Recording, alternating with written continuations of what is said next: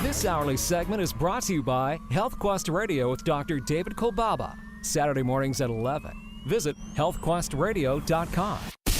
Now, from the Signature Bank Studios, this is Chicago's Morning Answer with Dan Proft and Amy Jacobson. Only the biggest stories, only the biggest guests, and only the biggest opinions. This is AM 560, The Answer. All right, rolling right along this Monday morning. Amy Jacobson here. John Anthony in for Dan Proft. Having a good time? Yeah, it's moving along pretty fast, right? Oh, yeah. We've got lots to get to. We have a former police superintendent, former retired FBI agent. Jody Weiss will be joining us at 8 o'clock about this letter that they sent out to our lawmakers saying there is a threat of a terrorist attack if you don't secure the border. So we're going to get to that at 8 o'clock. Yeah. But first, I want to see if this pickup line works on you. Okay. Hey, are you net zero? Hey, do you drive an EV? You're not even looking at me. Come on. I'm trying to flirt here, John. Oh, gosh. Oh, my God. Hey, how's your hybrid? Huh? Yeah, Doc. That's a good line. Or during the polar vortex, or our version of that, a lot of cars weren't starting because the batteries couldn't charge when it's minus 30. I had to charge like multiple times every day the last couple days. I had to wait for 45 minutes for a charger, and then I pull in, it doesn't work, and then I pull out, and then someone else takes the next charger, and then I had to wait again. So it's been a little frustrating. I was at 50% when I got here. Usually from 50 to 80, 90% take 10, 15 minutes. It's taking an hour and 20 minutes. It's just frozen, and so I'm now getting it towed to the Tesla service center because that's my only option at this point. So this is not a sustainable system. And with that, we welcome to the program Steve Goreham. He is the author of the new book, Green Breakdown, The Coming Renewable Energy Failure. Good morning, Steve. How are you? Good morning, Amy. Good morning, John. I'm great. Happy winter to you. Yeah. So did you see this coming when it got cold outside? We had cars that were, that one man was interviewed that was there for 20 hours trying to charge his Tesla. Yeah, it is remarkable. You know, they say that 90% of all electric vehicles are still on the road and 10% actually made it home.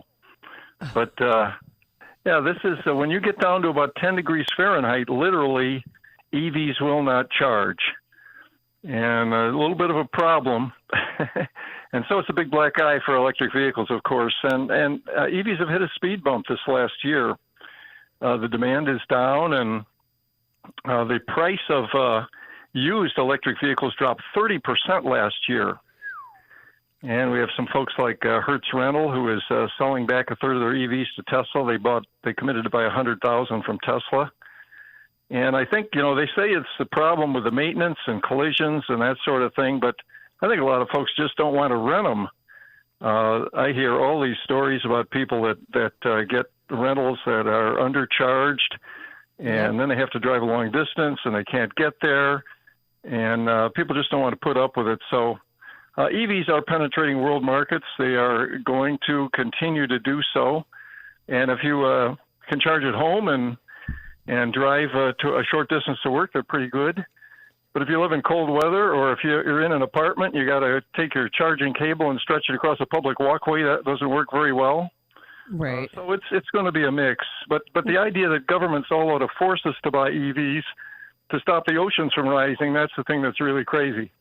Well, look in California. They're requiring new cars sold by 2035 to be zero emissions.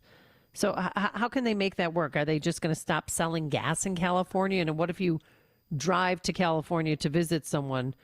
How is that going to work? Yeah, there isn't a lot of logic. There are also all new heavy trucks this year.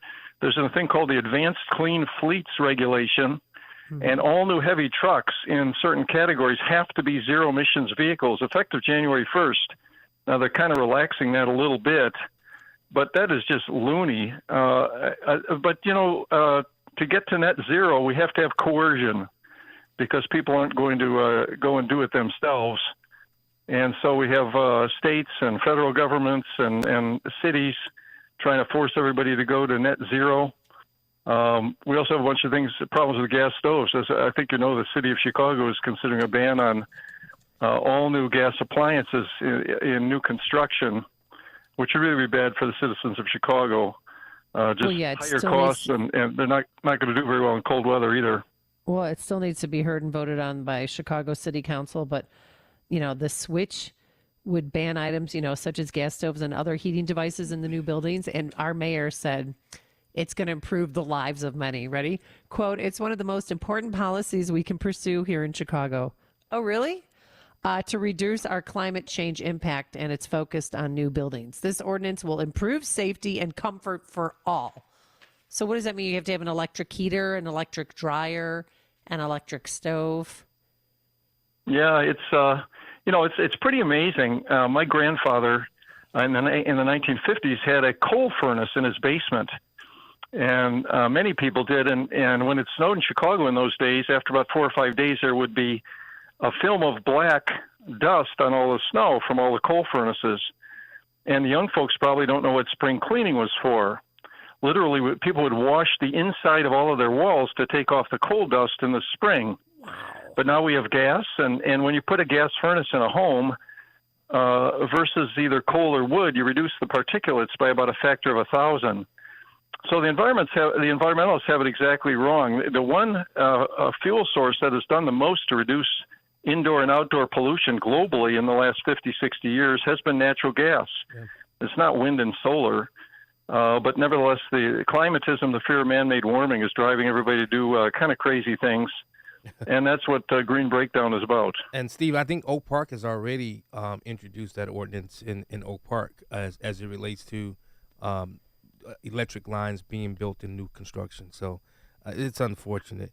But it's just going to raise prices, yeah. Yeah, I mean, when you look at places like California, New York, you look at the grid and not being able to sustain it, then what will all of this electric, what will that do to our grids then? And personally, I think this is why all these billionaires are building bunkers, because the solar flare is going to come and wipe it all out at some point.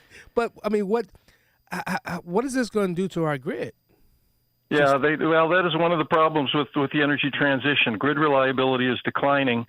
Let me read you a short quote from Federal Energy Regulatory Commission Commissioner Mark Christie. He testified in front of the Senate this summer. He said, quote, "I think we are headed for very dire consequences, potentially catastrophic consequences in the United States in terms of the reliability of our grid."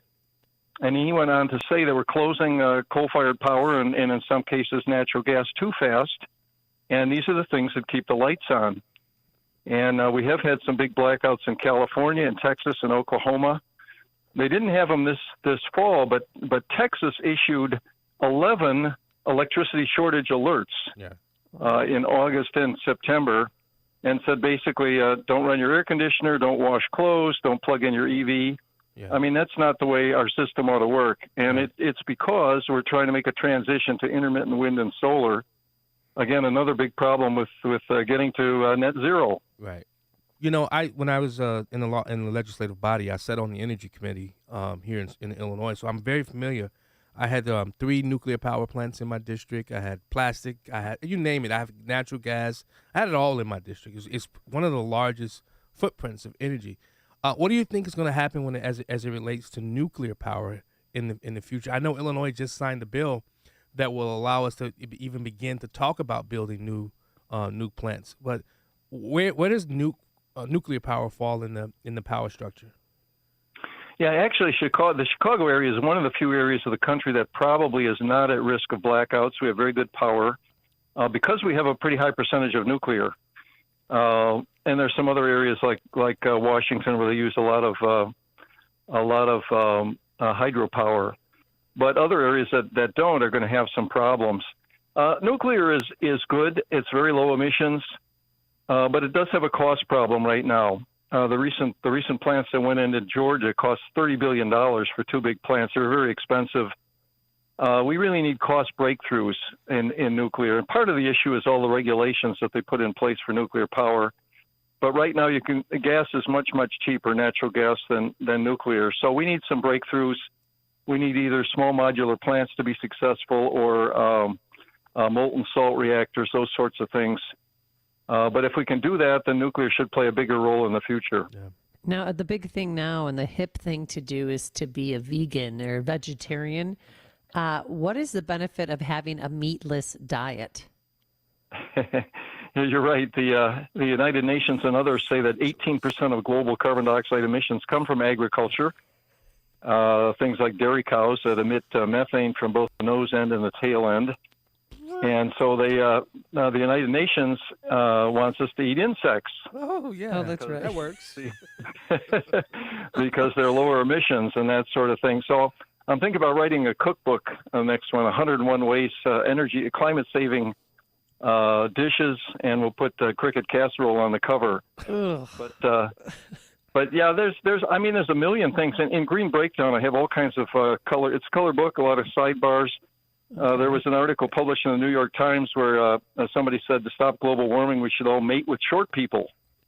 We all and should there was a mate with short people. Oh. And there was a cosmetic surgeon in California who was taking the tissue from his patients and boiling it down and running his vehicles on it. Yeah. He was actually prosecuted for that. You're not supposed to do that sort of thing. Yeah. Okay. There's also a professor in Sweden who advocates eating human flesh to help stop global warming. And he then, after he does his lecture, he polls the audience to see how many would try human flesh. Okay. Well, it's a crazy world out there.